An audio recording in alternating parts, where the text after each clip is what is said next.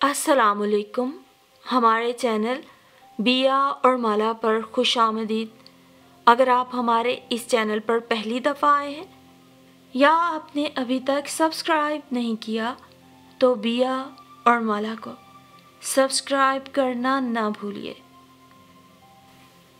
लोगों को ये तो कहते सुना था, फ़लाँ इंसान मेरा दुश्मन है, फ़लाँ रिश्तेदार मुझसे बड़ा बुग़्ज़ और दुश्मनी रखता है, मगर मेरे मामले में ये सब कुछ उल्ट था। मैं यानी यावर हुसैन, मेरा दुश्मन कोई और नहीं, मैं खुद ही हूँ। 5 सालों पे मुहित मेरी ज़िंदगी का ये मुख्तसर सा सफ़र है, मगर मैं किताबों पे किताबें तहरीर कर सकता हूँ। सच बताऊँ तो मुझे शेर व शायरी या अदब का कभी भी ज़ौक़ नहीं रहा था, ये तो बस यूं ही कह दिया। इस वक्त मेरी उम्र 27 साल है और अपनी ज़िंदगी के 27 सालों में से मैं उतना नहीं सीख पाया जितना इन पिछले 5 सालों में मैंने सीखा। और पूरे 5 सालों का एक निचोड़ है, और वो ये कि अगर आप दुनिया में ऐशो इशरत की, मज़े की ज़िंदगी गुजारना चाहते हैं तो इसके लिए बहुत ज़्यादा मेहनत नहीं करनी, बस थोड़ा सा बेज़मीर होना है, थोड़ा सा बेशर्म होना है और थोड़ा सा ढीठ होना है, तो ये दुनिया आपके लिए जन्नत है। लेकिन सुनिए, ये सिर्फ ढीठ लोगों के लिए है और बेशर्मों के लिए। अब आप सोचेंगे कि मैं क्यों इतना तल्ख मिजाज हूँ और ऐसे फ़लसफ़े झाड़ रहा हूँ। तो जनाब, इसके पीछे बहुत सी तल्ख हकीकतें पोशीदा हैं, और सबसे बड़ी तल्ख हकीकत तो ये है कि मैं बड़ा सेल्फ डिपेंडेंट सा, खुद पे इन्हसार करने वाला, गैरतमंद सा और हसास किस्म का आदमी हूँ। मेरे हसास मिजाजी ने मुझे मार दिया, तन्हा कर दिया और ऐसी जगह ला खड़ा किया है जहाँ ना अगली मंजिल का पता है, ना पिछले रास्ते के निशान। बाज़ों का सोचता हूँ कैसी ज़िंदगी है जिसमें कोई खुशी मुयस्सर नहीं। परेशान होकर रह गया हूँ। दौलत तो बहुत दूर की बात है, इस मुश्किल ज़िंदगी में कोई हम सफ़र नहीं कि जब घबरा जाऊँ, परेशान हो जाऊँ तो उसके नर्म आंचल में अपने लिए पनाह तलाश करूं। ऐसी ही नाउमीदी की कैफियत में एक रोज़ अपने जानने वाले अतहर भाई से मुलाकात हो गई। वो ऐसे आदमी थे जिनको मैंने हमेशा खुशबाश देखा था। मैंने जब उनसे उनके हर दम खुश रहने का राज पूछा तो उन्होंने जवाब दिया, बहुत आसान है मियाँ, एक शेर सुन लो, उसी में सारा राज छुपा है। चलें सुना दे, मैंने बेदिली से कहा। जाहिर है जब बंदे को जान के लाले पड़े हों, पेट भूखा हो, 70,000 और मसाइल हों, तो शेर व शायरी से क्या शूफ। खुशी की जुस्तजू दरअसल गम है, खुशी को छोड़ दे गम भी ना होगा। उन्होंने बोसीदा सा शेर सुनाया। शेर तो अच्छा था, लेकिन कम से कम इसे शेर नहीं कहा जा सकता था। हाँ, जिंदगी गुजारने का एक मन घड़त फार्मूला ज़रूर था कि इस पे अमल कर जाओ तो सब ठीक हो जाएगा। अतहर भाई, शेर तो बहुत अच्छा है, मैंने भी झूठी तारीफ की। मियाँ, फार्मूला भी तो अच्छा है। यावर भाई, तुम भी इस पे अमल करो, 1 हफ्ते के बाद आकर बताओ क्या हुआ। मैं जो उस वक्त अतहर भाई के पास एक ख़ास काम से गया था कि उस रोज़ मेरी जेब में 1 रुपया भी नहीं था। मैंने सोचा था कि अतहर साहब से 1000 रुपये उधार ले लूँगा, उसके बाद वहीं से टैक्सी करा के रास्ते से खाने पीने की कुछ चीज़ें लेके घर वापस आ जाऊंगा। कम से कम 2 दिनों तक का खर्च तो चल ही जाएगा। और जब मैंने उनसे जिक्र किया तो वो उल्टा मुझी पे चढ़ दौड़े।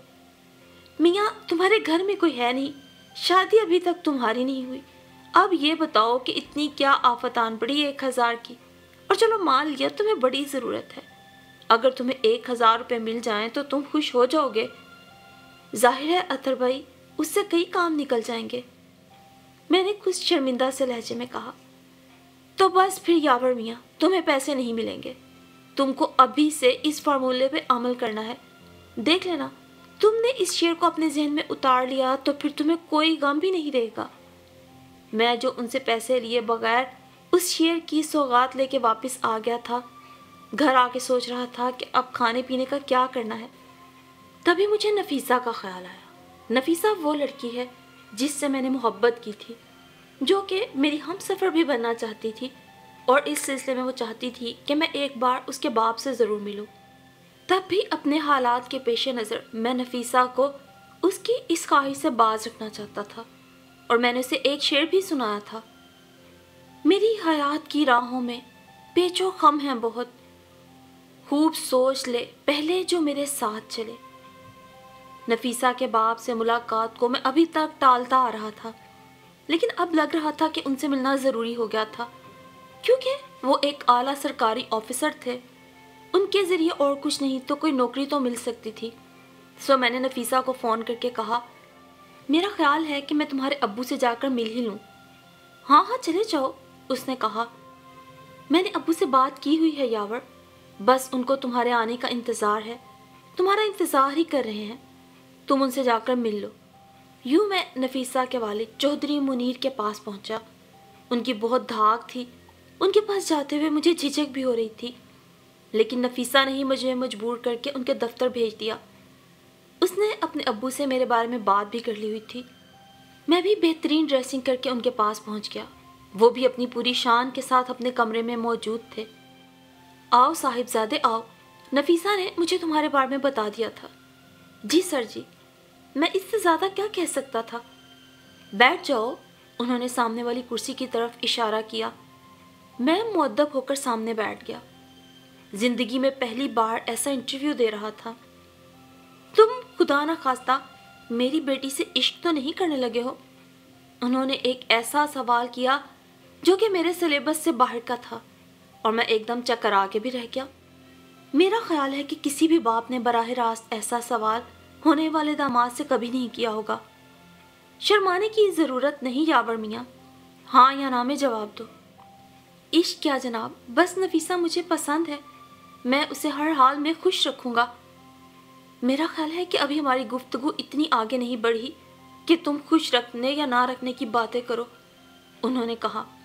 میں ایک بار پھر چکر آ کے رہ گیا۔ عجیب بے دھڑک انسان تھے۔ کام کیا کرتے ہو؟ اب کے سیدھا پوچھا گیا۔ سوال تو اب شروع ہوئے تھے۔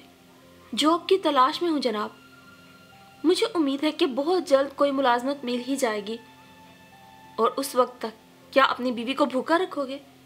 نہیں جناب، سوال ہی پیدا نہیں ہوتا، میں جو خود کھاؤں گا اس کو بھی کھلاؤں گا۔ جب تمہارے پاس خود کھانے کو نہیں ہے اس کو کہاں سے کھلاؤ گے؟ اس کی فکر نہ کریں، شادی کے بعد نفیسہ میرا مسئلہ ہوگی، لیکن شادی سے پہلے تک تو میرا مسئلہ ہے نا۔ اور میرا مسئلہ یہ ہے کہ تم جیسے ناکارہ انسان سے میں اپنی بیٹی کی شادی نہیں کر سکتا۔ میرے سینے پہ برچھیاں ہی چل کر رہ گئیں۔ نفیسہ میرے لیے سب کچھ تھی۔ زندگی میں اب تک سوائے محرومیوں کے اور کیا ملا تھا؟ کوئی خوشی میرے ہاتھ میں نہ تھی، ہاں جو آدھی ادھوری سی تھی وہ بھی آج ہاتھ سے پھسل گئی۔ دل چاہا کہ در و دیوار سے لپٹ لپٹ کے آنسو بہاؤں، اور اسی وقت مجھے اطہر بھائی کا شعر یاد آ گیا: خوشی کی جستجو دراصل غم ہے، خوشی کو چھوڑ دو غم بھی نہ ہوگا۔ کلیجے میں جیسے ٹھنڈ ہی پڑ گئی۔ نفیسہ نہیں ملتی نہ صحیح، اور بھی غم ہے زمانے میں محبت کے سوا، میں کیوں ایک روک پال کے بیٹھ جاؤں؟ خوشی کو چھوڑ دے۔ اور میں نے خوشی کو چھوڑ دیا۔ میں نے نفیسہ کو فون کر کے مطلع کر دیا تھا کہ میں زندگی کی راہ میں اس کا ہم سفر نہیں بن سکوں گا۔ وہ کچھ دیر کی بک بک جھک جھک کے بعد خاموش ہو گئی۔ شاید اسے بھی احساس ہو گیا تھا کہ اس کے باپ کا فیصلہ درست ہی تھا۔ اب زندگی کے کٹھن شب و روز میرے منتظر تھے۔ گھر میں کھانے کو بھی کچھ نہ تھا۔ میں بھی اپنا کھانا خود ہی بنایا کرتا تھا، ورنہ عام طور پر سامنے والے ہوٹل سے جا کر کھا لیتا تھا۔ میں محلے کی دکان پہ پہنچ گیا۔ دکاندار مجھے دیکھ کے خوش ہو گیا۔ شاید اسے خیال آیا ہو کہ میں اس کا پچھلا قرض ادا کرنے آیا ہوں۔ یاور بھائی چائے تو چلے گی نا؟ اس نے پوچھا۔ بس 2 منٹ میں آ جائے گی۔ نہیں نہیں بھائی، مجھے اس وقت چائے کی ضرورت نہیں ہے، میں نے سہولت سے منع کیا۔ مجھے تو بس 2 کلو آٹا درکار ہے، 1 کلو چینی اور کھانے کا تیل۔ ابھی لو، پچھلا حساب تو لے کر آئے ہو نا؟ نہیں بھائی، میں تو یہ بھی ادھار ہی لے کر جاؤں گا، میں نے کہا، اور اچانک وہ بھڑک اٹھا۔ اس کی خوش اخلاقی ختم ہو گئی۔ رہنے دو بھائی، رہنے دو، کمال ہے، پچھلا قرض ادا نہیں کیا اور چلے آئے ہیں ادھار لینے۔ अब क्या इस मोहल्ले में बेवकूफ़ बनाने को एक मैं ही रह गया हूँ? जाओ भाई जाओ, कोई और दुकान ढूंढो। उसकी बकबक सुनकर बहुत दुख हुआ। सोचा था कि कुछ सामान मिल जाएगा तो 2-4 वक्तों के खाने एक साथ बना के रख लूँगा। अचानक एक बार फिर अतहर भाई का शेर याद आ गया। खुशी की जुस्तजू दरअसल गम है, खुशी को छोड़ दे गम भी ना होगा। मैंने ये खुशी भी छोड़ दी और कुछ लिए बगैर ही वापस आ गया। हशाश बशाश, कोई गम नहीं था, दिल पर कोई बोझ नहीं था। घर के दरवाजे पर ही न्याजी साहब खड़े हुए दिखाई दे गए। न्याजी साहब भी अपनी नौइयत के एक कमाल इंसान हैं, बहुत खुश अखलाक और बहुत ही शाखर्ज। उन्होंने हमेशा मेरी मदद की है। उनका चेहरा देखकर ऐसा लगा कि अल्लाह ने इस वक्त ज़मीन पे फरिश्ता भेज दिया उनकी सूरत। मुझे याद है कि न्याजी साहब ने मेरा किस किस मौके पे साथ दिया था। जिस क्वार्टर में मैं रह रहा हूँ इसका एडवांस भी न्याजी साहब ने दिया था। मैं उनसे जाकर लिपट गया। भाई अचानक कैसे आ गए? मैंने पूछा। वो बस यावर साहब, तुम्हारी याद आई तो तुमसे मिलने चला आया। उन्होंने कहा। अरे भाई, ज़हे नसीब ज़हे नसीब, ये तो मेरी खुश नसीबी है। आए आए अंदर आए। हम अंदर बैठ के मैंने महसूस किया कि न्याजी साहब कुछ उलझे हुए थे। घर में इतना चाय का सामान था कि 2 कप चाय बन सकती थी। मैंने उन्हें चाय ला कर दी। कुछ देर के बाद उन्होंने कहा, यावर साहब, मैं एक अजीब कश्मकश में मुब्तला हूँ। खैरियत तो है? क्या हुआ? मैंने पूछा। हाँ, बाज़ाहिर खैरियत है, लेकिन अपने वजूद में एक हलचल मची हुई है। कैसी हलचल? भाई बात यह है कि मैं लोगों का साथ देता रहा हूँ, आज भी इस इरादे से घर से निकला हूँ, लेकिन एक अजीब बात है। वो क्या? मेरा दिल धड़कने लगा। बात यह है कि किसी की मदद या किसी के काम आ जाना मेरी खुशी रही है। मैं एहसान तो नहीं कहता, क्योंकि उसमें मेरी खुशी है, लेकिन हुआ ये कि जिनको मैंने अपने तौर पे खुशियाँ दी उन्होंने बदले में सिर्फ गम दिए हैं। एक कौल भी है कि जिस पे एहसान करो उसके शर से बचो। मैं खुशी की जुस्तजू में रहता था और ऐसी खुशी मुझे किसी के काम में आकर ही मिलती थी। आज भी घर से 50,000 लेके निकला हूँ। अरे न्याजी साहब, ये तो आपकी बड़ाई की दलील है, वरना इस जमाने में कौन किसी का साथ देता है। बस जिनके पास पहुंचा उन्होंने बातों बातों में मुझे एक शेर सुना दिया। वाह वाह, ये तो बहुत अच्छी बात है। वैसे शेर क्या था? यावर साहब, यकीन करें कि उस शेर को सुनते ही ऐसा लगा कि मेरे सर से सारे बोझ उतर गए हों। समझ में आ गया कि मैं कहाँ भटक रहा हूँ। वाह साहब, फिर तो बहुत मुबारक शेर हुआ। मुझे भी सुनाएं, शेर क्या है? शेर है जनाब, खुशी की जुस्तजू दरअसल गम है, खुशी को छोड़ दे गम भी ना होगा। एक बार फिर वही मनहूस लानती शेर जिसके बायस मेरे बुरे दिनों ने तवालत पकड़ ली थी मेरे सामने आ गया था। एक बात मैं आपसे कहने आया हूँ, न्याजी साहब ने मजीद कहा।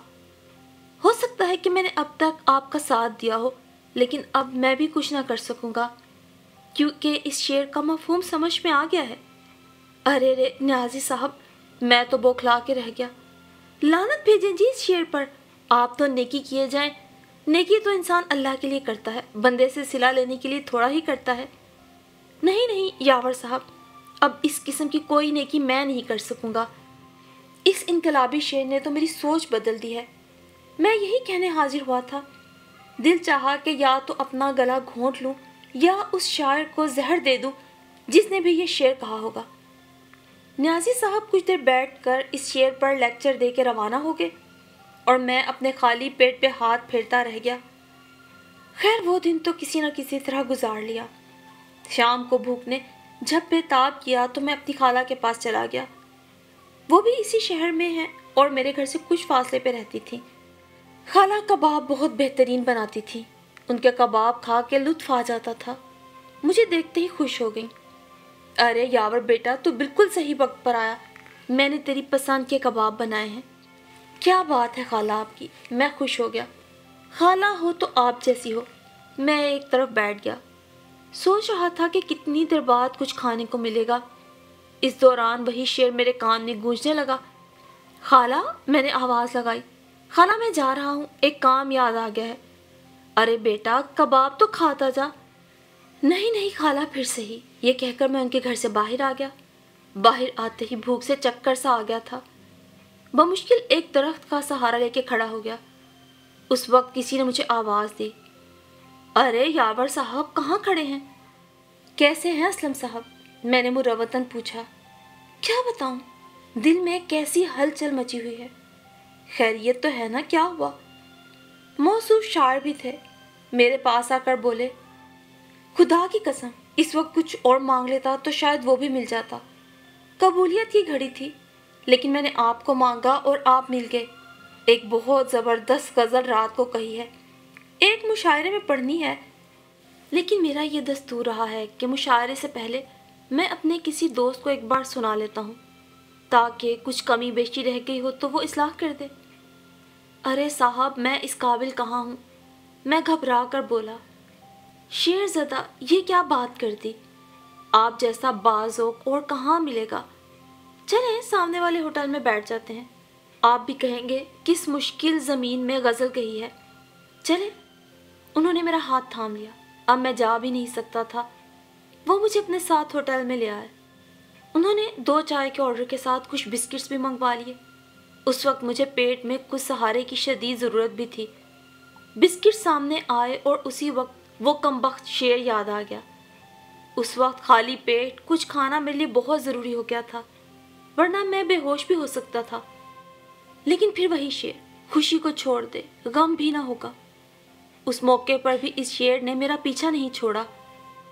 लें जनाब, असलम साहब ने बिस्किटों की तरफ इशारा किया। आप क्यों यूं बैठे हैं? नहीं असलम साहब, इस वक्त कुछ नहीं ले सकूंगा, मेरे पेट में कुछ गड़बड़ है। ओहो, पेट में गड़बड़ है तो आपको चाय भी नहीं पीनी चाहिए। जी जी हाँ, मेरी जान निकली जा रही थी। उन्होंने एक लम्हे का भी इंतज़ार किए बगैर एक चाय का ऑर्डर कैंसिल कर दिया और खुद चाय और बिस्किट खाने लगे। जबकि मेरा ये हाल था कि मैं खुशी और गम के फ़लसफ़े में फंसा हुआ था। इसके बाद उन्होंने अपनी जेब से कुछ कागजात निकाले और अपनी बेतुकी गज़ल सुनाने लगे। एक तो गज़ल बेतुकी, फिर इतनी तवील जैसे पूरी उर्दू शायरी लिख कर ले आया हूँ। मैं कुछ देर तो बहुत हौसले से सुनता रहा, फिर आंखों के आगे अंधेरा छाने लगा और मैं बेहोश होकर लुढ़क गया। असलम साहब मुझे पुकार रहे थे। कुछ और आवाज़ें भी थीं। मेरे मुंह पे पानी के छींटे मारे जा रहे थे, लेकिन मुझे होश नहीं था। न जाने कितनी देर बाद होश आया होगा। मैं एक बिस्तर पे लेटा हुआ था। नकाहत तो थी, लेकिन इतनी नहीं जितनी पहले महसूस हो रही थी। मेरे बिस्तर के आसपास कुछ और बिस्तर भी थे, जिन पर मरीज लेटे हुए थे। मुझे होश में देखकर एक मेहरबान सूरत की नर्स मेरे पास आ गई। अब कैसी तबीयत है आपकी? उसने पूछा। कौन लाया है मुझे? और मुझे क्या हुआ है? अस्पताल क्यों दाखिल किया गया मुझे? तुम कहीं बेहोश हो गए थे, लोग उठाकर लाए। लोग लाए हैं? कमजोरी की वजह से तुम्हारा ये हाल हो गया है। तुम्हें ताकत की कुछ दवाइयों के साथ ड्रिप लगा दी गई है। अब तुम्हारी नकाहत कदरे बेहतर होगी। हमने तुम्हारी तमाम जेबों की तलाशी ली, लेकिन तुम्हारे घर का या तुम्हारे घर वालों का कोई अता पता मालूम ना कर सके। खैर, तुम्हें कोई ऐसा संजीदा किस्म का मर्ज या मसला नहीं है, बस ये ना खाने की वजह से नकाहत और कमज़ोरी थी। अभी तक का मेरा इलाज और तमाम खर्च, अभी तो तुम्हें यहाँ कोई इमरजेंसी में छोड़ गया था, दवा वगैरह सब हस्पताल की तरफ से थी। हाँ, अब अगर इसके बाद भी तुम अपना कोई मज़ीद इलाज वगैरह करवाना चाहते हो या कुछ और देर हस्पताल में रहना चाहते हो, तो इसके लिए तुम्हें कमरा लेना होगा या फिर यहाँ वार्ड में ही कोई बेड मिलेगा, मगर उस सब के लिए तुम्हें पैसे अदा करना पड़ेंगे। वो इमरजेंसी के खाते से नहीं होगा। बाकी तो अब तुम ठीक हो। बाकी तुम्हारी तसल्ली की खातिर यही कह सकते हैं कि आधे घंटे तक डॉक्टर साहब इमरजेंसी के राउंड पर आएंगे। वो तुम्हारी तमाम तफसीली रिपोर्ट्स वगैरह भी देख लेंगे और तुम्हारा मुआयना भी कर लेंगे। तफसीलन वो ही तुम्हें आगाह कर देंगे कि तुम्हें डिस्चार्ज करना है या नहीं। डॉक्टर साहब का भी यही ख्याल था। तुम अब ठीक हो तो जा सकते हो। लेकिन किस कमबख्त का दिल था कि वहाँ से जाए, इसलिए वहीं पड़ा सोचता रहा कि इस तरह कैसे गुजर बसर होगी। अच्छा था कि गांव में ही रहता, ابا کی بات مان لیتا اور آنسا سے شادی کر لیتا۔ کیا ہوا جو وہ میٹرک پاس تھی؟ ابھی بھی کچھ نہ بگڑا تھا، سو ہسپتال سے نکل کے سیدھا 5 سال بعد گھر پہنچا اور ابا کے قدموں میں سر رکھ دیا۔ جوان بیٹے کو سینے سے لگانے میں انہوں نے دیر نہیں کی۔ ابھی تو باہر کھڑی ٹیکسی کا کرایہ بھی ادا کرنا تھا اور امی کے ہاتھ کا بنا کھانا میز پر میرا منتظر تھا۔ کیا ہے نا، خالی شعر کہنے اور سننے سے پیٹ نہیں بھرتا۔ اب گھر میں سب کے ساتھ سکون سے رہوں گا اور ابا کے ساتھ زمینوں پہ جایا کروں گا۔ جوانی میں جاب کرنے اور خود سے اپنے پاؤں پر کھڑا ہونے کا جنون بھی ختم ہو گیا تھا اور دوستوں کی مصیبت میں دوستی بھی دیکھ لی تھی۔ چند دنوں میں ہی زمانہ شناسی سیکھ کر آج اپنوں کے پاس آ گیا تھا اور پتا تھا اب اپنی تمام کشتیاں جلا چکا ہوں۔ تعلیم، حسن، کاروبار تمام معیار جیسے ڈھہ گئے تھے، ریت کی بودی دیوار ثابت ہوئے تھے۔ جس سے محبت کی وہ بھی پیسے کو ترجیح دیتی تھی، جن سے دوستیاں کی وہ بھی 4 دن کام آ کے آنکھیں بدل گئے۔ لیکن کیا کیا جائے صاحب کہ یہ دنیا کا دستور ہے، کوئی بھی کسی کنگلے کو ہر وقت سر پہ بٹھا کے نہیں رکھ سکتا۔ آج کا انسان اگر حلال کی کمائی میں اپنی ہی گزر بسر کر لے تو بڑی بات۔ پھر بھی یہ ضرور کہوں گا کہ کسی مصیبت زدہ کو دیکھ کر خالی خولی شعر مت سنا دیا کیجیے، بلکہ کبھی اس کے دل کی بھی سن لیجیے۔ کیا بتا کوئی اصل میں مجبور ہو، بھوکا ہو اور آپ کے در پر اللہ نے اسے آپ کی آزمائش بنا کر بھیجا ہو۔ ایسے میں اس کا پیٹ نہ تو حکایات رومی سے بھرے گا، نہ اقوال زریں سے، اور نہ ہی آپ کے اعلیٰ پائے کے اشعار سے۔ بھلے تلخ سہی، مگر یہ اچھائی ہے کہ انسان کا پیٹ روٹی سے بھرتا ہے، اور بھرے پیٹ سے دنیا کی ہر بات ہی سمجھ میں بھی آتی ہے اور اچھی بھی لگتی ہے۔ آپ مانیں یا نہ مانیں، لیکن میری تو زندگی کے مشکل ترین ایام کا یہی نچوڑ ہے۔